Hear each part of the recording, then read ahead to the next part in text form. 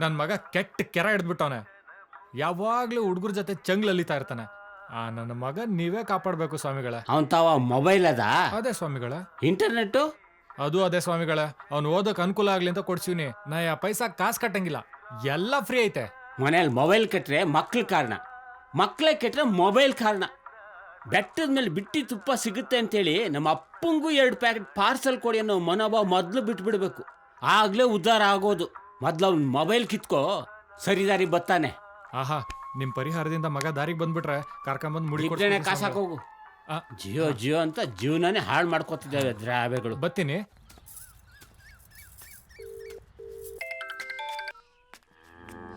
Hello, ನಾನು ಗಂಗಾ. ಗೊತ್ತಾಯ್ತು ಹೇಳು.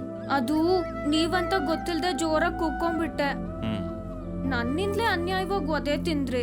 ಕಣ್ ಹುಡುಗಿರ್ ಕೈ ಹಿಡ್ಕೊಂಡು ಎಳೆಯೋ ನಾನಲ್ಲ, ಗೊತ್ತಾಯ್ತಲ್ಲ. ಈಗ ಮಕ್ಕ ನೋಡ್ಕೊಂಡಿದ್ದೀನಲ್ಲ, ಇನ್ ಮುಂದ್ ಹಂಗ ಆಗಲ್ಲ. ಇನ್ನೆಂಗಾಗತ್ತೆ ಗೊತ್ತಿಲ್ಲ. ಗೊತ್ತಿಲ್ಲ ಅಂದ್ರೆ ಗೊತ್ತಿಲ್ಲ ಅಂತಾನೆ.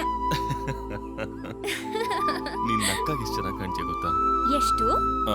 ಗೊತ್ತಿಲ್ಲ. ಗೊತ್ತಿಲ್ಲ ಅಂದ್ರೆ ಗೊತ್ತಿಲ್ಲ ಅಂತ ಹೇಳ್ದಲ್ಲ, ಗೊತ್ತಿಲ್ಲ ಅಂದ್ರೆ ಗೊತ್ತಿಲ್ಲ. ಕೋಡಗನ ಕೋಳಿ ನುಂಗಿತ್ತ ನೋಡವ್ವ ತಂಗಿ, ಕೋಡಗನ ಕೋಳಿ ನುಂಗಿತ್ತ. ಸ್ವಾಮಿಗಳೇ, ನೀವು ದೇವ್ರನ್ನ ನೋಡಿದ್ದೀರಾ? ಓ, ನೋಡಿದೀನಿ. ದೇವ್ರು ಥೇಟ್ ನೀರಿನ ತರ ಇರ್ತಾನೆ. ನೀರಿನ ತರನಾ? ಲೋಟದಲ್ಲಿ ಹಾಕಿ ಲೋಟದ ಆಕಾರ, ತಟ್ಟೆಯಲ್ಲಿ ಹಾಕಿ ತಟ್ಟೆ ಆಕಾರ, ತಪ್ಪಲೆಯಲ್ಲಿ ಹಾಕಿ ತಪ್ಪಲೆ ಆಕಾರದಲ್ಲಿ ಇರ್ತಾನೆ. ಅವರವರ ಭಕ್ತಿ ಭಾವ ಕಲ್ಪನೆ ತಕ್ಕಂಗೆ ದೇವ್ರು ಕಾಣಿಸ್ತಾನೆ. ಓಹೋ, ಪಂಚಾಯತಿ ಅಧ್ಯಕ್ಷರು ಏನ್ ಬಾಳ ಅಪರೂಪವಾಗಿ ಹೋಗ್ಬಿಟ್ರಿ. ಊರಲ್ಲಿ ಇರ್ಲಿಲ್ಲ ಸ್ವಾಮಿಗಳೇ, ನೆನ್ನೆ ದೇವಸ್ಥಾನಕ್ಕೋಸಿ ಸುಣ್ಣ ಬಣ್ಣ ಬಳಿಯೋದಕ್ಕೆ ದುಡ್ಡು ಕಾಸು ಕೊಟ್ರೆ ಚಂದ. ಎಲ್ಲಿ ಸ್ವಾಮಿಗಳೇ, ಏಟ್ ಮೇಲೇಟು. ಹೋದ್ ತಿಂಗಳು ನನ್ನ ಹೆಂಡತಿ ತಮ್ಮನ್ ಮದುವೆ ಖರ್ಚು, ಅದುವೇ ಏಟ್. ಆದ್ರೆ ಹಿಂದಿನ ತಿಂಗಳು ವಾಸ್ತು ಸರಿ ಇಲ್ಲ ಅಂತ ಹೇಳಿ ಮಲ್ಗೋ ಕೋಣಲ್ಲಿ ಗೋಡೆ ಒಡ್ಸಕ್ ರೆಡಿ ಮಾಡ್ದೆ, ಅದೊಂದಷ್ಟೇಟು. ಆದ್ರೂ ಹೋದ್ ತಿಂಗಳು ನಮ್ ಸೋದ್ರ ಮಾವ ಬೇರೆ ತಿರೋಗ್ಬಿಟ್ರ, ಹಿಂಗೆ ಏಟು.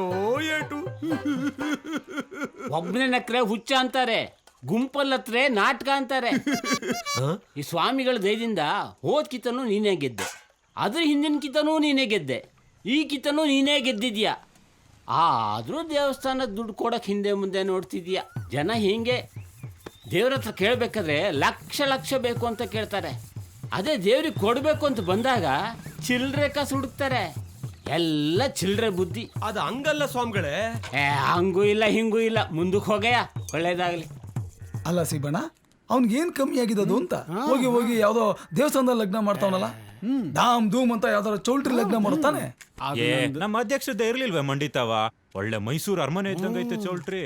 ತಿಮ್ಮಣ್ಣ, ನಿಮ್ಮಣ್ಣ ಕೆಂಚ ನಿನ್ನಂಗಲ್ಲ ಕಂಡ್ಬಿಡು, ನೀನು ಧಾರಾಳ್ಗಾರ. ಅವನು ಜುಗ್ಗ ನನ್ನ ಮಗ. ಅವನ್ ಜೀವಮಾನದಲ್ಲಿ ಯಾವತ್ತಾರು ಯಾರಿಗಾದ್ರೂ ಒಂದ್ ಕಡ್ಡಿ ಪೆಟ್ಕೋ, ಒಂದ್ ಟೀಯೋ ಕಾಫಿಯೋ ಹೇಳಿದನ? ಅವನ್ಗೂ ನಿನ್ಗೂ ಯಾವ ಕೋಲ್ಕೆ? ನಿನ್ ಕಾಲ್ಗೂ ಅಲ್ಲ ಬಾಲ್ಗೂ ಅಲ್ಲ, ಉಗಿದ್ ಬಿಟ್ಟಾಕು. ಜುಗ್ಗನ್ ಮಾತು ಬಿಡು. ನಮ್ ತಿಮ್ಮ ಮನೆಯಲ್ಲಿ ಅವ್ರ ಹೆಂಡ್ರು ಇಲ್ದೇ ಇದ್ದಾಗ ನಮ್ಮನ್ನೆಲ್ಲ ಕರ್ಸಿ ಕುರಿ ಕೋಳಿ ಕೊಯ್ಸಿ ತಲೆ ಮಾಂಸ ಬೋಟಿ ಸಾಲದಕ್ಕೆ ಮೀನು ಮಾಡಿಸಿ ಎಷ್ಟು ಎಣ್ಣೆ ಹೊಡ್ಸಿಲ್ಲ. ಬಡ್ಡಿಯಾದ ಹಂಗ್ ಉಳಿಸಿ ತಾನೆ ಎಕರೆ ಗಟ್ಲೆ ಜಮೀನು ತೋಟ ಎಲ್ಲ ಮಾಡ್ಗಿರೋದು. ಕೂತ್ಕೊಳಪ್ಪ ನೀನು, ಸುಮ್ನೆ ಕೂತ್ಕೊ ಇಲ್ಲಿ. ಅಲ್ಲ, ಅವ್ನ್ ಪ್ಲಾನ್ ಮಾಡ್ಬಿಟ್ಟು ನೀರಿಲ್ದೇ ಇರೋ ಜಮೀನ ನನಗ್ ಕೊಟ್ಬಿಟ್ಟು ಅವ್ನ್ ನೀರಾವರಿ ಮಾಡಿಕೊಬಿಟ್ಟ. ಆ ಗಂಗಮ್ ತಾಯಿ ನನ್ನ ಮೇಲೆ ಹೊಸಿ ಕರುಣೆ ತೋರ್ಸಿದ್ರೆ ನಾನು ಒಳ್ಳೆ ಬೆಳೆ ಬೆಳೆದು ಕುಬೇರ್ನಂಗಿರ್ತೀನಿ ತಗೋ.